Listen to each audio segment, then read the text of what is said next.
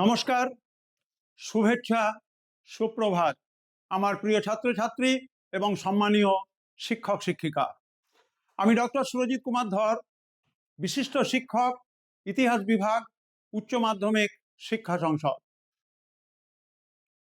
ফেব্রুয়ারি মাসের চতুর্থ সেমিস্টারের পরীক্ষা এবং একই সঙ্গে সেমিস্টার পরীক্ষার চূড়ান্ত পর্ব অনুষ্ঠিত হতে চলেছে। আমার প্রিয় ছাত্রছাত্রীদের শুভকামনা জানাই, প্রার্থনা করি তারা যেন হাসি মুখে আমাদের বিষয় ইতিহাস সুন্দরভাবে সমাপ্ত করতে পারে। আজকে যে বিষয়ের উপর আলোচনা করব তার দুটো অংশ। একটা হচ্ছে পরীক্ষার্থীদের জন্য কিছু টেকনিক্যাল গাইড, আর দ্বিতীয় অংশ হচ্ছে একটি 40 নম্বরের প্রশ্নপত্র, এবং সেই প্রশ্নপত্রে টাইপ 1 3 নম্বর, টাইপ 2 4 নম্বর এবং টাইপ 3 8 নম্বরের যে কোশ্চেন রয়েছে তার নমুনা উত্তর কি হবে সে বিষয়ে আমার প্রিয় ছাত্রছাত্রী তোমাদের ধারণা দেওয়া হবে। তোমরা স্টুডিওর সঙ্গে থাকো, পরে আজকে স্টুডিওর যে ভিডিও তা আপলোড হয়ে যাবে এবং তোমাদের কাছে পৌঁছে যাবে। তৃতীয় অংশ হচ্ছে আমি তোমাদের উচ্চ মাধ্যমিক শিক্ষা সংসদের পক্ষ থেকে যে মডেল কোশ্চেন পেপার 40 নম্বরের, দুটো বাংলা এবং দুটো ইংরেজি ভার্সনের, এবং একই সঙ্গে অধ্যায় ভিত্তিক 3 নম্বরের প্রশ্ন, 4 নম্বরের প্রশ্ন এবং 8 নম্বরের যে প্রশ্ন রয়েছে সেই গ্রন্থটি তোমাদের সামনে তুলে ধরব। আসা যাক আমাদের মূল আলোচনায়, টেকনিক্যাল গাইড। টেকনিক্যাল গাইডটা কি? তোমরা তো যে স্কুলে পড়াশোনা করেছো পরীক্ষা দেবে অন্য আরেকটি সেন্টারে গিয়ে। তোমরা যখন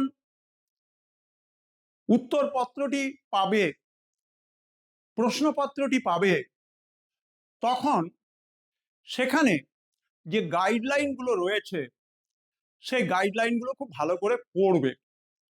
আবার বলছি যে তোমাদের যে প্রশ্নপত্র পাবে সেই প্রশ্নপত্রে একটি নম্বর রয়েছে। প্রত্যেকটি ছাত্রছাত্রীর জন্য প্রশ্নপত্রে খোদাই করে দেওয়া নম্বরটি কিন্তু স্বাভাবিকভাবে আলাদা হবে। ধরা যাক একটি পরীক্ষা কক্ষে যদি 30 জন ছাত্রছাত্রী থাকে, তাহলে তাদের প্রশ্নের নম্বরটি কিন্তু আলাদা হবে। সুতরাং তোমাদেরকে যখন উত্তরপত্র, সেখানে তোমার নিজের নাম, তোমার রোল, তোমার নাম্বার, তোমার বিষয়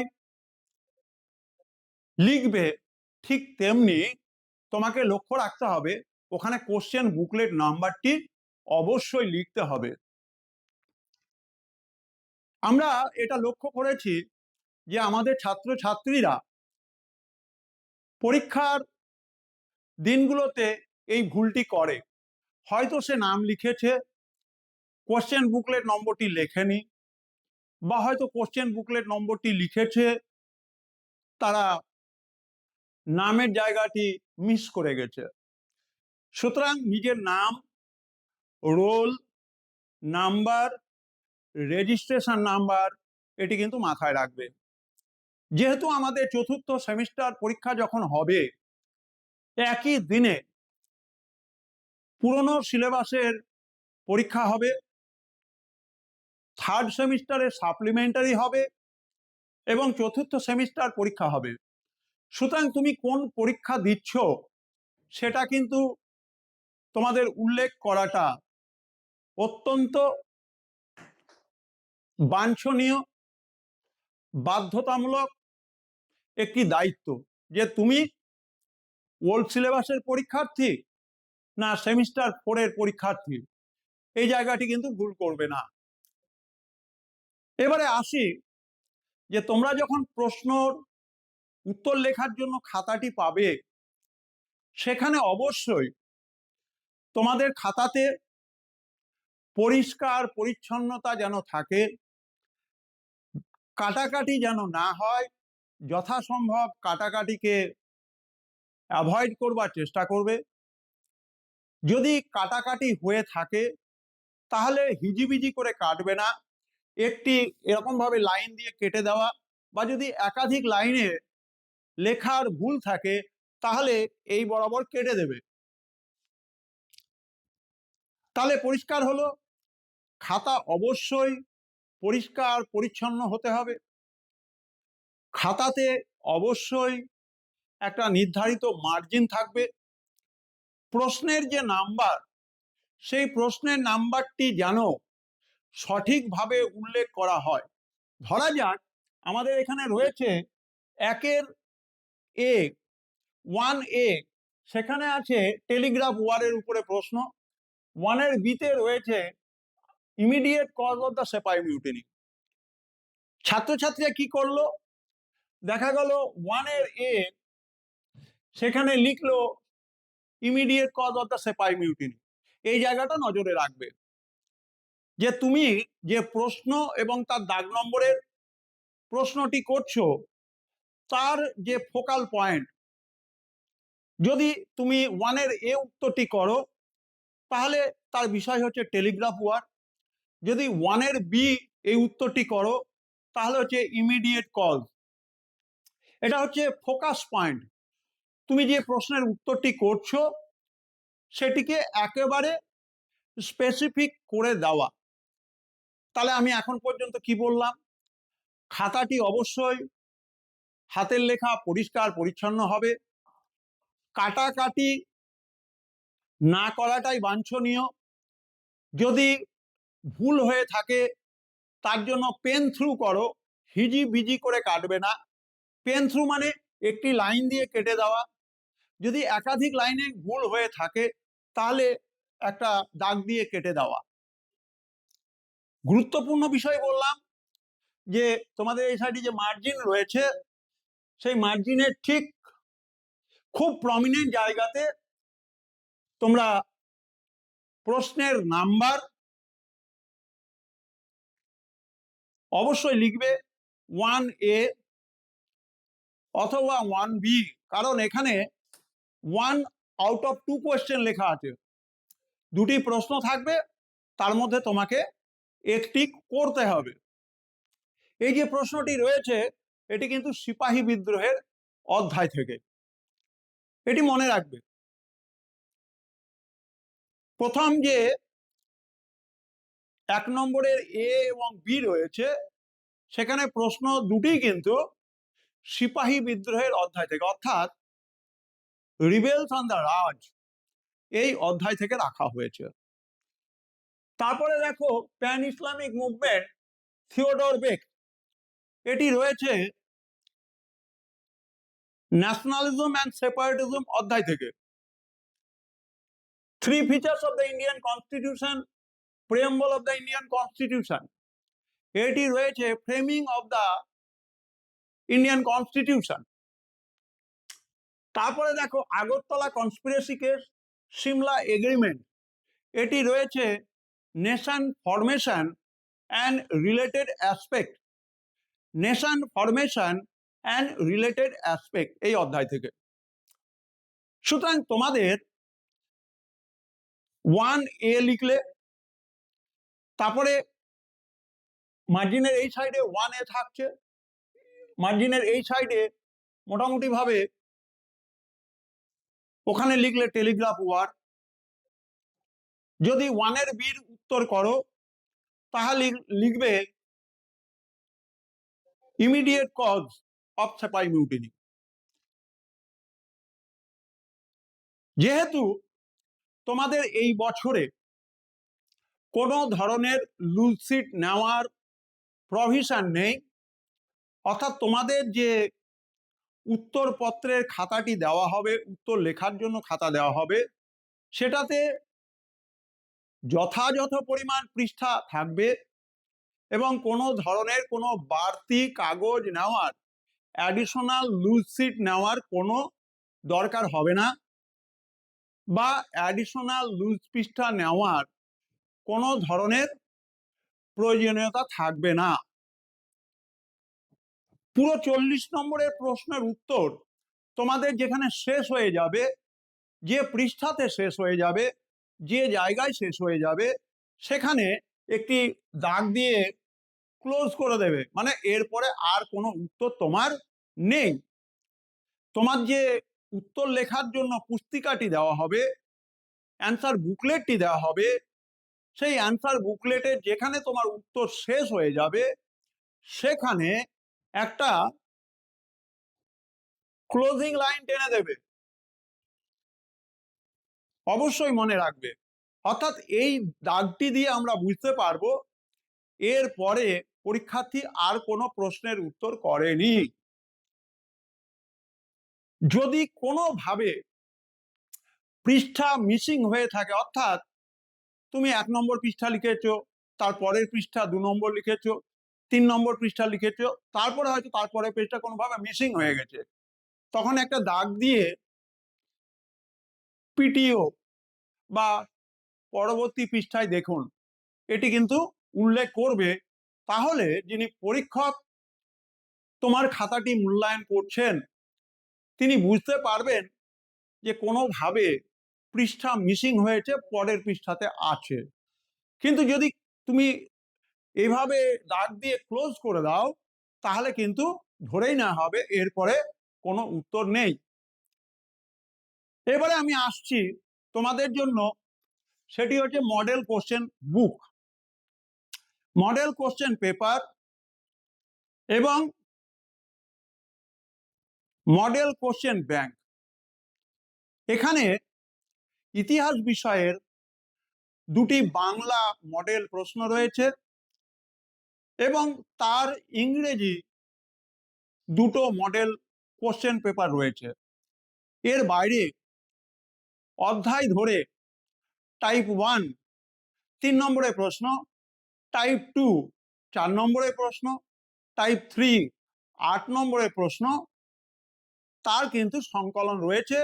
তোমরা এগুলো অভ্যেস করতে পারবে এবং আমাদের উচ্চ মাধ্যমিক শিক্ষা সংসদের বুকমার্টে 40 টাকা মূল্যে এই গ্রন্থটি তোমরা পাবে। ইতিহাসের এই গ্রন্থটির মূল্য 40 টাকা এবং এটি তোমাদের হাতে যেটুকু সময় রয়েছে শেষ মুহূর্তের ঝালাইয়ের জন্য, শেষ মুহূর্তের প্রস্তুতির জন্য এই গ্রন্থটি তোমাদের ভীষণ উপকারে লাগবে এই ধরনের আমরা বিশ্বাস রাখি। তাহলে তোমরা দেখতে পাচ্ছ এই পুস্তিকাটি যতটা সম্ভব বিদ্যাসাগর ভবনের উচ্চ মাধ্যমিক শিক্ষা সংসদের যে বুকমার্ট রয়েছে গ্রাউন্ড ফ্লোরে, সেখান থেকে সংগ্রহ করবে। আরেকটি গুরুত্বপূর্ণ বিষয় তোমাদের জন্য আমি বলবো, সেটি হচ্ছে দেখো 8 নম্বরে যে প্রশ্ন, 8 নম্বরের প্রশ্নে 5+3 অথবা 4+4 এই ধরনের মার্কস ডিভিশন রয়েছে, দুটো পার্ট রয়েছে। তোমরা ছাত্রছাত্রীরা এটাকে ওভারঅল আলোচনা করো, এটা কিন্তু করবে না। 5 নম্বর পার্টের জন্য যে প্রশ্নটি রয়েছে, ধরা যাক নৌবিদ্রোহের কারণ, এটি 5 নম্বরের, এবং এই নৌবিদ্রোহের গুরুত্ব বা তাৎপর্য এটি 3 নম্বরের। সুতরাং দুটো প্রশ্নকেই আলাদা করে উত্তর করবে যাতে করে পরীক্ষক তোমার খাতা যখন মূল্যায়ন করবেন তখন যাতে করে দুটো প্রশ্নের উত্তর তিনি পেলে তুমি কিন্তু নম্বর বেশি পাবে। সামগ্রিকভাবে আলোচনা করলে এই যে নম্বরের ভাগটি রয়েছে এই নম্বরের ভাগটি পরীক্ষকের করে দিতে অসুবিধে হয়। তার জন্য আমার প্রিয় ছাত্রছাত্রী, তোমাদের কাছে আমার অনুরোধ, তোমরা অবশ্যই যেখানে দুটো পার্টে 5+3 অথবা 4+4 এইভাবে নম্বরের বিভাজন রয়েছে, সেই নম্বর বিভাজনকে মাথায় রেখে তোমরা প্রশ্নের উত্তর করবে। তাহলে আমি আবার তোমাদের পরীক্ষার খাতা অ্যান্সার বুকলেট বিষয়ে আরেকবার আমি সামারাইজ করছি। প্রথমে হচ্ছে অ্যান্সার বুকলেট এবং কোশ্চেনটি পাওয়ার পর কোশ্চেন বুকলেট নম্বরটি অবশ্যই তোমাদের উত্তর লেখার খাতাতে উল্লেখ করবে। নিজের নাম, রোল নাম্বার, রেজিস্ট্রেশন নম্বর এবং তুমি কোন সেমিস্টারে পরীক্ষা দিচ্ছ, কোন সিলেবাসের পরীক্ষা দিচ্ছ সেটা কিন্তু উল্লেখ করবে। দ্বিতীয় হচ্ছে খাতা যেন পরিষ্কার পরিচ্ছন্ন থাকে, যেন কাটাকাটি বর্জন করা যায়। যদি কোনো উত্তরের লাইন ভুল হয়ে থাকে সরাসরি এইভাবে পেন থ্রু করে দাও, অথবা যদি একাধিক বাক্য কোনো ধরনের ভুল হয়ে থাকে তাহলে উপর থেকে নিচে একটা দাগ দিয়ে কেটে দাও। অবশ্যই কোশ্চেনের সিরিয়াল নাম্বার উল্লেখ করবে, 1A 1B, এবং কোশ্চেনের সিরিয়ালের সঙ্গে যে প্রশ্নটি তুমি উত্তর করছো তার ফোকাস পয়েন্ট, অর্থাৎ টেলিগ্রাফ ওয়ার্ক, ইমিডিয়েট কজ, এইভাবে ফোকাস করবে। যদি প্রশ্ন বড় প্রশ্ন 8 নম্বরের প্রশ্ন, সেই প্রশ্নটি যদি দুটো পার্টে থাকে তোমাদের উত্তরও কিন্তু দুটো পার্টে করতে হবে। ধরা যাক তুমি উত্তর যেগুলো লিখবে সেই উত্তর যেন পয়েন্ট ভিত্তিক না হয়, অযথা যেন বড় না হয়। পয়েন্ট যদি লেখো পয়েন্টের সপক্ষে বিশ্লেষণ যেন থাকে। আমি যখন প্রশ্ন নিয়ে আলোচনা করব তখন সেগুলো প্রত্যেকটি কিন্তু তোমাদের আমি আলোচনায় রাখবো। আমি প্রথমেই যে প্রশ্নটি নিয়ে আলোচনা করছি সেটা যে what write the immediate cause of the sepoy mutiny. Write the immediate cause of the sepoy mutiny, সিপাহী বিদ্রোহের তাৎক্ষণিক কারণ। তোমরা জানো যে এখানে একটা রাইফেলের কার্তুজের মোড়ক, এই ঘটনাটাই হচ্ছে কিন্তু সিপাহী বিদ্রোহের ইমিডিয়েট কজ। আমরা 1857 সালে সিপাহী বিদ্রোহ হয়েছে। এনফিল্ড রাইফেলকে কেন্দ্র করে এনফিল্ড রাইফেলে ব্যবহৃত কার্তুজের যে টোটা, তার মোড়কটি গরু এবং শূকরের চর্বি মেশানো একটি আবরণে ঢাকা থাকতো এবং সেটাকে দাঁত দিয়ে ছিঁড়ে সেটাকে কিন্তু রাইফেলের ব্যারেলের মধ্যে পুরতে হতো। এবং এই এনফিল্ড রাইফেল 1856 সালে আমাদের সিপাহীদের মধ্যে চালু হলো। এর আগে কি ছিল? গাদা বন্দুক। সেই গাদা বন্দুকের নাম কি ছিল? Brown base rifle. সেই রাইফেলের কি নাম ছিল? ব্রাউন বেস রাইফেল, অর্থাৎ এক কথায় গাদা বন্দুক। সেই গাদা বন্দুককে সরিয়ে দিয়ে ব্রাউন বেস রাইফেলকে সরিয়ে দিয়ে 1856 সালে এনফিল্ড রাইফেল চালু হলো। এবং সেনাবাহিনীতে হিন্দু মুসলমান ধর্মের মানুষ ছিলেন। যখন তাদেরকে দাঁত দিয়ে কার্তুজের টোটাটা কাটতে হতো, হিন্দুরা গরুর মাংসের চর্বি মেশানো আছে বলে জাত নষ্ট হওয়ার ভয়ে বিদ্রোহে অংশ নিল। মুসলিমরা শূকরের চর্বি মেশানো কোটিং আছে এবং সেটা দাঁত দিয়ে ছিঁড়ে রাইফেলে ব্যবহার করতে হবে, জাতি এবং ধর্ম নষ্টের ভয়ে মুসলিমরা বিদ্রোহে অংশ নিল। 26শে ফেব্রুয়ারি বহরমপুরের 19 নম্বর ইনফ্যান্ট্রি ব্যাটালিয়ন, 26শে ফেব্রুয়ারি বহরমপুরের 19 নম্বর ইনফ্যান্ট্রি ব্যাটালিয়ন, 29শে মার্চ ব্যারাকপুরের 34 নম্বর ইনফ্যান্ট্রি ব্যাটালিয়নের সৈনিকরা সম্মিলিতভাবে বিদ্রোহ করলো। এবং একটাই কারণ, সেটা হচ্ছে এনফিল্ড রাইফেলের ব্যবহার। সুতরাং এটাই হচ্ছে সিপাহী বিদ্রোহের তাৎক্ষণিক কারণ। Write the immediate cause of the sipahi mutiny, এইটুকু লিখবে। তাহলে আমি যেটুকু তোমাদেরকে বললাম নিশ্চয় কঠিন ভাষায় নেই, বা এমন কিছু তথ্য তোমাদেরকে আমি বললাম যেগুলো সচরাচর তোমরা যে বইগুলোকে ব্যবহার করছো তাতে হয়তো নাও পাওয়া যেতে পারে।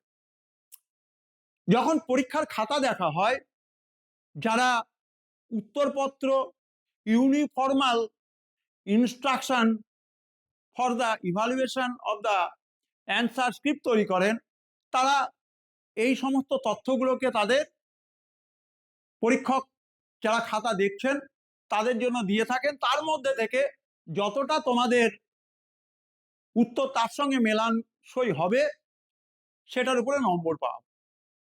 সুতরাং তোমাদের মনে রাখতে হবে, বিষয় ছোট হতে পারে, কিন্তু যে বিষয়ের উপরে আলোচনা সেটা যেন থাকে। Now it is in English version. Write the immediate cause of the sepoy mutiny. Prior to the Sepai mutiny, there was a particular gun used in the Indian military division, a particular type of gun used by the Sepais, and that name was brown base. The brown base rifle was replaced by Enfield rifle in the year 1857. It was started in the year 1856 and it was widely used by the Sepais in the year 1857. 26th February, in the Sepai Pulton of Baharampur, West Bengal, the Sepais of 19th Infantry Division and later on 29th March, the Infantry Division 34 of Barakpur revolted against the use of cartridge to be used for the Enfield rifle. So this is the immediate cause of the Sepai mutiny. Another question is telegraph war. আমরা জানি যে সিপাহী বিদ্রোহ দমন করবার জন্য ইংরেজরা Telegraph ব্যবস্থা, অতি দ্রুত গতির তাড়াতাড়ি সংবাদ বহন করে এক জায়গা থেকে আরেক জায়গায় সিপাহীদের বিদ্রোহ দমন করার জন্য সেনাবাহিনীকে পাঠানোর জন্য রেলপথের ব্যবহার, এই পুরো ব্যাপারটাই কিন্তু আমাদের চিহ্নিত করিয়েছে যে টেলিগ্রাফ ওয়ার হিসেবে। এবারে আমরা পরে যাচ্ছি, what is the pan Islamic movement? What is the pan Islamic movement?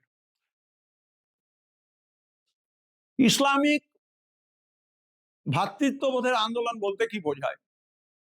Pan Islamic আন্দোলন মূলত তুরস্ক থেকে এসেছে এবং মূলত খলিফা তার সম্মানের সঙ্গে প্যান ইসলামিক আন্দোলনের কিন্তু সংযোগ রয়েছে। ভারতবর্ষে জালালউদ্দিন সাহেব 1879 থেকে 1882 সালে স্যার সৈয়দ আহমেদ খানের ইংরেজদের প্রতি অত্যন্ত নম্র মৃদু ব্যবহার, ইংরেজদের সঙ্গে তার যথেষ্ট সুসম্পর্ক এবং তার ফলে ইসলামের যে ভ্রাতৃত্ববোধের নীতি থেকে মুসলমানরা সরে যাচ্ছে বলে জালালউদ্দিন সাহেব অভিযোগ করেছিলেন এবং জালালউদ্দিন সাহেব এই 1879 থেকে 1882 এই সময়ের মধ্যে কলকাতা এবং হায়দ্রাবাদ এবং অন্যান্য প্রদেশে যেখানে মুসলমান জনসংখ্যার মানুষ ছিলেন তাদের কাছে তিনি এই বার্তা পৌঁছে দিতে চেয়েছিলেন যে সৈয়দ আহমেদ খান ইংরেজদের সঙ্গে সহযোগিতা করে তিনি আদতে মুসলিমদের যে নিয়ম কানুন নীতি তার ক্ষতি করছেন। ঠিক উল্টো দিকে শাহ সৈয়দ আহমেদ খান মুসলিমদেরকে বোঝাতে চেষ্টা করেছিলেন যে জালালউদ্দিন সাহেবের যে দৃষ্টিভঙ্গি সেই দৃষ্টিভঙ্গি মেনে চললে মুসলিম সমাজের যে উন্নয়ন প্রক্রিয়া সেটি ব্যাহত হবে। এই হচ্ছে তোমাদের কাছে বেসিক একটা ধারণা প্যান ইসলামিক মুভমেন্ট সম্পর্কে। এবারে আমি আলোচনায় যাব থিওডর বেক। আমরা জানি যে সৈয়দ আহমেদ খান এবং থিওডর বেক একটি মুদ্রার এপিটোপিট। থিওডর বেক না থাকলে সৈয়দ আহমেদের হাত ধরে মুসলমান সমাজের আধুনিক সমাজে প্রবেশ করা, আধুনিক শিক্ষা, আধুনিক বিজ্ঞান, আধুনিক প্রযুক্তি কোনো ক্ষেত্রেই মুসলিমরা কিন্তু আধুনিক হতে পারত না। পাশাপাশি এটাও সঠিক যে স্যার সৈয়দ আহমেদ খানকে আলিগড় কলেজের প্রিন্সিপাল অধ্যক্ষ থিওডর বেক সাহেব বোঝাতে সক্ষম হয়েছিলেন তার 40 বছর সময়কালের মধ্যে যে হয়তো কালের নিয়মে মুসলিমদেরকে উৎখাত করে ইংরেজরা ভারতবর্ষ বাংলা শাসন ক্ষমতার মালিক হয়েছে, কিন্তু যদি মুসলিমরা ইংরেজদের সঙ্গে সহযোগিতা করে তাহলে আগামী দিনে উচ্চশিক্ষা, আগামী দিনে সমাজ, আগামী দিনের রাজনীতি, আগামী দিনে জাতীয় কংগ্রেস বলে যে একটি প্রতিষ্ঠান ছিল যেটা কিনা একটু হিন্দু প্রাধান্য সম্পন্ন, তার বিরুদ্ধে মুসলিমদের স্বার্থ সংরক্ষণের জন্য একটি প্রতিষ্ঠান তৈরি করা সম্ভব হবে। এই জন্য আমি বললাম একটি মুদ্রার দুটো সাইড, একটা হচ্ছে স্যার সৈয়দ আহমেদ খান এবং আরেকটি হচ্ছে থিওডর বেক।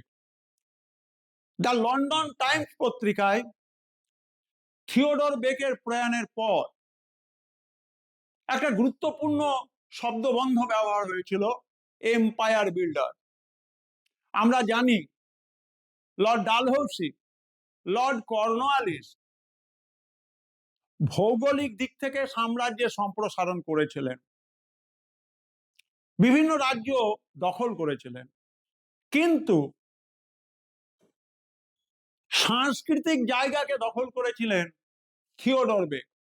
একটা সমাজকে আধুনিকতার পথে নিয়ে আসা, একটা সমাজকে পাশ্চাত্য জ্ঞান বিজ্ঞান চিন্তাধারার আলোকে আলোকিত করে নতুন একটি সম্প্রদায়কে ভারতের সমাজ, রাজনীতি, সংস্কৃতিতে রিপ্রেজেন্ট করার জন্য যে ব্যক্তির অবদান উল্লেখযোগ্য তিনি হলেন আলিগড় মুসলিম বিশ্ববিদ্যালয়ের বা আলিগড় মুসলিম কলেজের পূর্বতন অবস্থায় তার অধ্যক্ষ থিওডর বেক। তাহলে তোমরা নিশ্চয়ই বুঝতে পারছো যে উত্তর কতটুকু হবে। আমি বললাম উত্তর পরিমিত হবে, উত্তর পয়েন্ট ভিত্তিক হবে, উত্তরের বিশ্লেষণ থাকবে। এবারে আমি যাচ্ছি right about the preamble of the Indian constitution, ভারতের সংবিধানের প্রস্তাবনা। ভারতবর্ষ স্বাধীনতা পাওয়ার আগে স্বাধীন ভারতবর্ষ কিভাবে চলবে, শাসন ব্যবস্থা, আইন ব্যবস্থা, বিচার ব্যবস্থা, এবং তার জন্য দেখা গেল যে আমাদের গণপরিষদ তৈরি হলো, দীর্ঘ সময় ধরে গণপরিষদ কাজ করলো, দীর্ঘ সময় ধরে গণপরিষদ কাজ করলো এবং তারা জাতির জন্য একটা সংবিধান তুলে দিল। 1949 সালের 26শে নভেম্বর এই সংবিধান অ্যাডপ্টেড হলো, এনঅ্যাক্টেড হলো এবং 1950 সালে 26শে জানুয়ারি কার্যকর হলো। সংবিধানে কি বলা হয়েছে? সংবিধানের মুখবন্ধে কি বলা হয়েছে? সংবিধান শুরুর আগ মুহূর্তে কি বলা হয়েছে? We the people of India having solemnly resolved, we the people of India having solemnly resolved to constitute India into a sovereign, socialist, secular, democratic republic, and to secure to all its citizens justice, liberty, equality, fraternity. সুতরাং আমাদের মনে রাখতে হবে এটা হচ্ছে সংবিধানের প্রস্তাবনা। এটিকে বাংলাতে তোমরা লিখতে পারো, এটিকে তোমরা ইংরেজিতে লিখতে পারো, তোমাদের যে ভাষাতে সুবিধা হবে ভারতীয় সংবিধানের প্রস্তাবনাটা তুলে ধরতে পারো। এবারে আমি আলোচনা করব right 3 features of the Indian constitution, ভারতের সংবিধানের 3টে বৈশিষ্ট্য। 1 নম্বর, বৃহত্তম সংবিধান। ভারতবর্ষের সংবিধান পৃথিবীর সমস্ত সংবিধানের সারাংশ। এখানে আয়ারল্যান্ড রয়েছে, ইউনাইটেড কিংডম রয়েছে, ইউএসএ রয়েছে, সোভিয়েত রাশিয়ার প্রভাব রয়েছে এবং এইভাবে এই সংবিধানে প্রথমে 395টি ধারা, 8টি তফসিল ছিল, উপধারা ছিল। এগুলো কিন্তু সময়ের প্রয়োজনে পরিবর্তন হয়েছে, পরিবর্ধন হয়েছে, পরিমার্জন হয়েছে এবং তার ফলে এই সংবিধানটা অনেক বড় আকারের হয়েছে। যেমন শুরুতে এই সংবিধানে মৌলিক অধিকারের সংখ্যা ছিল 7টি। 1976 সালের 42তম সংশোধনী আইন এর মাধ্যমে সম্পত্তির অধিকার মৌলিক অধিকারের তালিকা থেকে বিয়োজিত হয়েছে এবং এখন এই মৌলিক অধিকারের সংখ্যা হচ্ছে 6টা। সুতরাং একদিক হলো যে বৃহত্তম সংবিধান। ভারতীয় সংবিধান যুক্তরাষ্ট্রীয়। কিরকম যুক্তরাষ্ট্রীয়? গণতান্ত্রিক পদ্ধতিতে কেন্দ্রে যেরকম সরকার আছে, গণতান্ত্রিক পদ্ধতিতে নির্বাচিত রাজ্যে রাজ্য সরকার রয়েছে এবং তাদের মধ্যে ক্ষমতার বিভাজন রয়েছে। প্রত্যেকে তার এখতিয়ারে থেকে কাজ করেন, প্রয়োজনে একে অপরের সঙ্গে পরামর্শ নিয়ে দেশ জাতির উন্নয়নে কাজ করেন। এই ব্যবস্থাকে বলা হয় সংসদীয় যুক্তরাষ্ট্রীয় ব্যবস্থা, ফেডারাল ডেমোক্রেটিক সিস্টেম। 3 নম্বর হচ্ছে যে সংবিধানে মৌলিক অধিকার, মৌলিক কর্তব্য এবং পার্ট 4 অনুযায়ী রাষ্ট্র পরিচালনার নির্দেশমূলক নীতিগুলোর কথা বলা হয়েছে। মৌলিক অধিকার আগে 7টা ছিল, এখন 6টা রয়েছে। মৌলিক কর্তব্য অনেক রয়েছে এবং আমাদের রাষ্ট্র পরিচালনার নির্দেশমূলক নীতি তার গুরুত্বপূর্ণ অংশ হচ্ছে নারী কল্যাণ, গ্রামোন্নয়ন, এম্পাওয়ারমেন্ট অফ ওমেন। এই জায়গাগুলো কিন্তু তোমাদের আলোচনাতে রাখতে হবে। এবারে আমি যাচ্ছি short note on Agartala conspiracy case 1968, nation formation and related aspect. এই অধ্যায়ের উপরে ভাষা আন্দোলনকে কেন্দ্র করে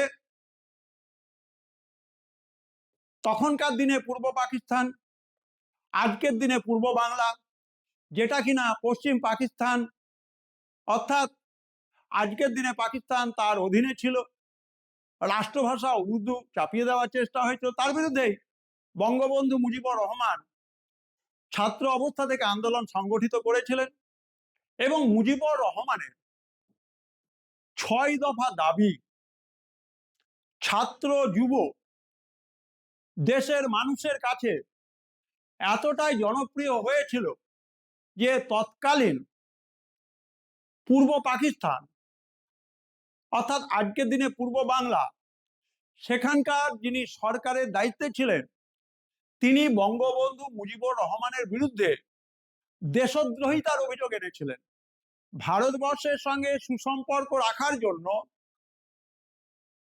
তাকে দেশবিরোধী তকমা দিয়ে তার বিরুদ্ধে যে মামলা রুজু করা হয়েছিল তার নাম 1968 সালের আগরতলা ষড়যন্ত্র মামলা। তাহলে তোমরা পরিষ্কার বুঝতে পারছো যে তোমাদের কতটা উত্তর লিখতে হবে। আমি তোমাদেরকে এই ধারণাটা দেওয়ার জন্যই এটি তোমাদের চতুর্থ সেমিস্টারের শেষ প্রশ্নোত্তর পর্ব। এটা হচ্ছে 3য় নম্বর ডিসকাশন, যেখানে টেকনিক্যাল গাইড এবং একই সঙ্গে how to right answer in precise form, to the point form, etcetera and etcetera. How to prepare your answer booklet, mentioning question booklet number in your answer booklet, roll number, name, registration number, and for which category you sit for. You are sitting for old syllabus, you are sitting for supplementary semester 3, you are sitting for semester 4. এবারে আমি আরেকটা গুরুত্বপূর্ণ আলোচনায় যাচ্ছি, সেটা হচ্ছে দুটো অংশ। Evaluate the contribution of Netaji Subhash Chandra Bose, write the different sections of Azad Hind Fauj, 5+3। তোমরা সুভাষচন্দ্র বসুর অবদান আমাকে আর আলাদা করে ব্যাখ্যা করতে হবে না।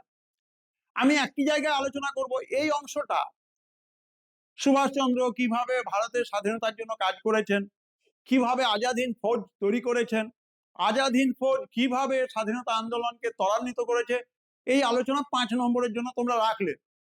এর পরের অংশ হচ্ছে write the different sections of Azad Hind Fauj. এখানে কি থাকবে?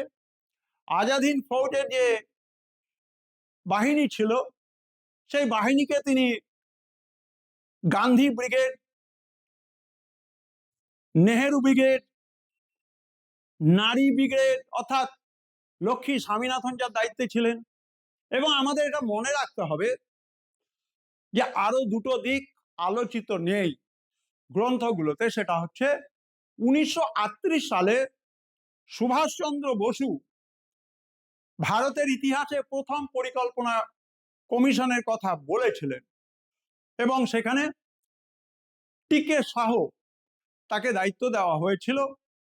পরবর্তীকালে আমরা দেখতে পারি জওহরলাল নেহরু এর সঙ্গে যুক্ত ছিলেন। ভারত স্বাধীনতার পর যে 1950 সালে পরিকল্পনা কমিশন হয়েছিল সেখানে যদি আমরা দেখি তাহলে 1938 সালে সুভাষচন্দ্র বসু ভারতবর্ষে পরিকল্পনা কমিটি সংক্রান্ত যে প্রতিবেদন তার অনেক ছাপ আমরা লক্ষ্য করি। দ্বিতীয় আরেকটি জায়গা আমি আলোচনায় রাখবো, সেটি হচ্ছে যে সুভাষচন্দ্র বসুই পরাধীন ভারতবর্ষের প্রথম প্রধানমন্ত্রী যিনি একটি অস্থায়ী ক্যাবিনেট তৈরি করতে সক্ষম হয়েছিলেন। সেখানে প্রচার বিভাগ ছিল, পররাষ্ট্র ছিল, যেখানে অর্থ দপ্তর ছিল, যেখানে বেতার দপ্তর ছিল, নারী কল্যাণ দপ্তর ছিল। সুতরাং এই আলোচনাটা 3 নম্বরের জন্য রাখবে। তোমাদের সবার চতুর্থ সেমিস্টার পরীক্ষা ভালো হোক এবং তোমাদের জন্য আবার আমি উচ্চ মাধ্যমিক শিক্ষা সংসদের চতুর্থ সেমিস্টারের ছাত্রছাত্রীদের জন্য যে মডেল কোশ্চেন পেপার এবং মডেল কোশ্চেন বুক সেটি আবার দেখাচ্ছি। তোমরা যত দ্রুত সম্ভব এটিকে সংগ্রহ করে যে প্রশ্নগুলো একটু আনকমন রয়েছে সেগুলোকে একবার দেখে নাও, যাতে করে ফাইনাল পরীক্ষা দেওয়ার দিনে পরীক্ষার হলে ওই প্রশ্নগুলো যদি এসে থাকে কোনো ধরনের যেন তোমাদের চিন্তা করতে না হয়।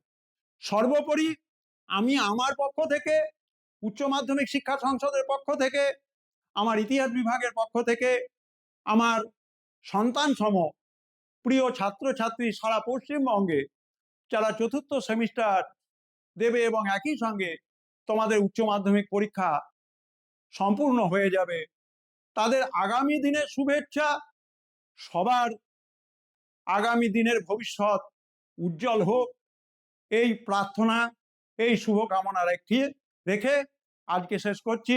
নমস্কার।